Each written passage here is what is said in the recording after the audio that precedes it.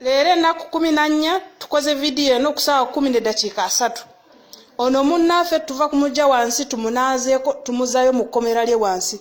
Omutwe gwe tegukola bulungi. Abawarabu basazeyo bamutujjeko tekikyamusobola. Tuli ku kizimbe waggulu asobola okubuukako naagwe kati tumunaze ne tumujjayo. Naye ruumu gye bamugaliddemu bannayuganda bannaffe. Omutwe gwe tegukola mu mulaba obudde bwonna abeera ayagala agende. Katusaba buyambi bwammwe bannayuganda bannaffe. Bannange abannayuganda tusaba obuyambi. Tuli wano eno batuleeta wano mu kizimbe. Tumazeewo emyezi 3 emyezi 2. Sharifu byagamba omwana tuli mu kizimbe tuli ku deportation center e Riyadh e Saudi Arabia.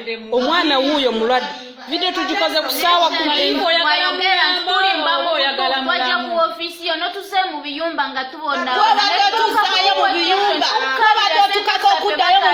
Sharifu gwe bona abamu tuli balwadde. Sharifu lwaki tuyisa bwotyo lwaki kyoko omwana wuno anali obulamu bwe bugenda tutanga tukabire notuse mu biyumba tuli balwadde kiki nabo tunule tukulabe mu maaso go.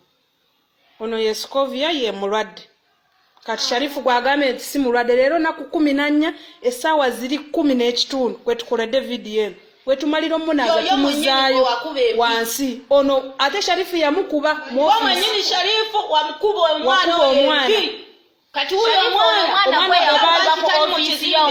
omwana gwe bali barepingira mu nyumba n'omuleka n'omuvayo emirundi 2 paka aweddeyo kati wuuyo ndowooza oyagala mulambo gwe gukusanyusa.